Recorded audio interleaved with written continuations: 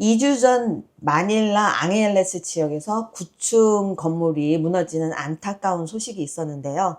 이 소식을 접하면서 문득 45년 전 아픈 역사, 필리핀의 아픈 역사 한 부분이 생각이 나서 오늘은 이 부분에 대해서 좀 얘기를 해볼까 합니다. 이 45년 전 역사, 필리핀 마르코스 독재 정치였던 시절이기도 하고, 그 다음에 그때 안타깝게 목숨을 잃은 분들의 역사이기도 하고, 이거와 맞물려서 45년 동안 이어온 괴담까지 있을 만큼, 그만큼 아직까지도 명확하게 원인이라든가 기타 부분, 희생자라든가 확인을 할 수 없는 하나의 사건이기도 합니다. 1980년대면은 마르코스 대통령의 독재 정권 시대인데, 이때 영분이었던 이멜다 마르코스가 좀 문화 쪽으로 이제 좀 뭔가 업적을 만들고 싶은 욕심이 굉장히 컸어요. 여러분들도 아시다시피 이멜다 하면은 사치의 여왕, 어마하게 보유하고 있었던 신발까지도 굉장히 화제였는데, 그만큼 문화에 욕심을 갖다 보니까 이 영화제, 칸 영화제에 버금가는 그런 영화제를 필리핀에서 시작을 해서 어떤 문화의 중심을 필리핀으로 만들고 싶다라는 욕심이 생겼던 거죠. 예. 그렇게 해서 제1회 마닐라 영화제를 개최하기 위해서 공사를 시작합니다. 여기서 문제가 뭐냐면은 영화제 기간을 정해놓고 공사를 시작을 했어요. 그러니까 너무 기간이 짧은 거죠.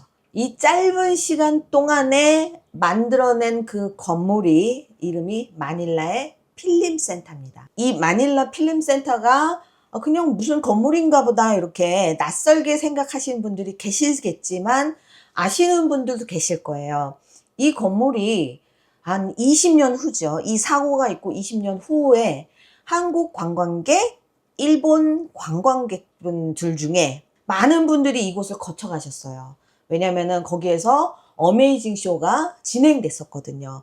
다시 1981년으로 되돌아가서, 자, 날짜는 정해져 있는데 건물은 아직 지어지지 않고 있으니까 급하겠죠. 근데 이제 속도전으로 갑니다. 이때 기록에 대한 거는 많은 언론의 통제가 있었기 때문에 지금까지도 정확하게 몇 명이다, 어떻게 됐다라는 거는 나오진 않지만, 대략적인 보도가 된 자료를 참고를 한다면 공사 현장에 4천여 명의 그 공사자가 거기서 일을 했습니다. 그것도 하루에 3교대로 24시간 공사가 쉬지 않고 진행이 되기도 하고요. 어떤 신문 같은 경우는 이 시멘트가 다 마르기 전에 이미 그 위로 또 위로 올리는 공사를 시작했다라고 얘기하는 언론도 있고요. 그 로비 있잖아요. 그 중앙에 로비. 그 로비를 만드는데 일주일이 걸렸대요.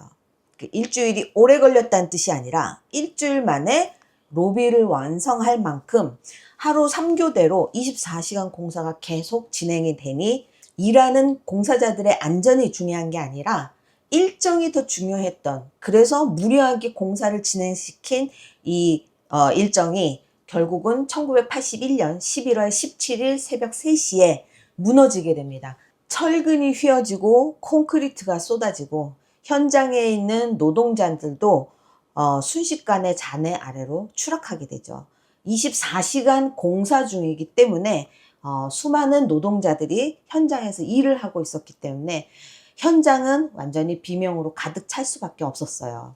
여기서 가장 충격적인 부분은 본격적인 구조가 건물이 붕괴되고 나서 9시간 이후부터 시작이 됐다는 겁니다. 그러다 보니까 수많은 의문이 이제 남게 되는 거죠. 그렇죠. 구조 작업은 왜 늦어졌는지, 예. 과연 희생자는 몇 명인지, 아직 이런 것들이 정확한 기록은 남아있지는 않습니다. 증언과 기록이 살짝 엇갈리기도 하는데, 어떤 기록에서는 뭐 169명 정도가 희생을 당했다, 뭐 이런 것도 있고, 좀 적었다란 말도 있고, 어쨌든 지금까지도 논쟁이 되고 있는데, 가장 큰 문제는 이 사고의 수습이 다 끝나기도 전에 기간이 정해져 있다 보니까 바로 또 공사가 재개되는 그런 의혹이 아직까지도 여전히 남아있다는 거죠. 저희가 지금 얘기하는 거는 이런 기록이 있습니다. 그 외에 자세한 기록은 더 이상 없는, 이렇게 말씀드릴 수밖에 없는 이유가, 이 이전에 10년 동안 필리핀에서는 계엄령이 내려져 있는 상태로 오랜 시간 지나왔기 때문에 이미 계엄령이 해제되었지만 그래도 어느 정도 언론에 대한 통제가 조금 있었기 때문에 쉽게 그 모든 것들을 이런 일이 있었다라고 배포할 수 있는 상황이 아니었어요. 그러니까 이제 그거를 내놓은 것도 있지만 알고 있는 증인들도 자신 있게 나서서 이런 일이 있다라고 할 수가 없는 입장이었던 거예요. 그러다 보니까 그 시절에 굉장히 큰 사고였지만 기록이 없고 계속 의문이 있다, 의혹이 있다, 이런 기록만 있다, 이 정도로밖에 증언을 못하는 상황입니다. 이야기는 여기서 끝이 아닌데요. 이미 날짜가 정해진 마닐라 국제영화제 1회를 진행하는 게 더 중요했던 거죠. 그래서 어느 언론도 이거에 대해서 크게 만들 수가 없는 상태였고, 2달 동안, 대략 2달간의 재공사가 이루어진 후에 1982년 1월 18일 제1회 마닐라 국제영화제가 개최됩니다. 그리고 이 1회는 마닐라 국제영화제의 마지막 회이기도 합니다. 처음이자 마지막 국제영화제를 열었던 이 필리핀 필름센터가 문을 바로 닫은 건 아니고요. 그래도 계속 문화 행사라든가 이런 걸로 오픈은 계속 되어지고는 있었어요. 네, 그 당시에 그리고 또 자질구레한 괴담도 조금씩 형성은 계속 이어지고 있죠, 계속. 네, 그 괴담 얘기는 뭐 좀 이후에 잠깐 또 말씀을 드릴 텐데, 예. 어찌됐든 그렇게 운영이 되다가 1990년대 때 네. 마닐라에 큰 지진이 한번, 그렇죠. 한 강도가 7이 좀 넘는 걸로 기억을 하는데, 그 지진 이후에는 이 건물도 피해를 받기 때문에 아예 문을 닫고 재정비하는 좀 시간을 가졌던 거죠. 그럼 그 괴담 얘기를 한번. 뭐 여러 가지의 괴담설이 있습니다. 그 안에서 뭐 도와달라는 목소리가 들린다든지, 실질적으로 이제 밤에 그 경비원들이 순찰을 하지 않습니까? 예, 순찰을 하다 보면 어떤 경비원들은 옷에 갑자기 핏방울이 떨어졌다고 그래요.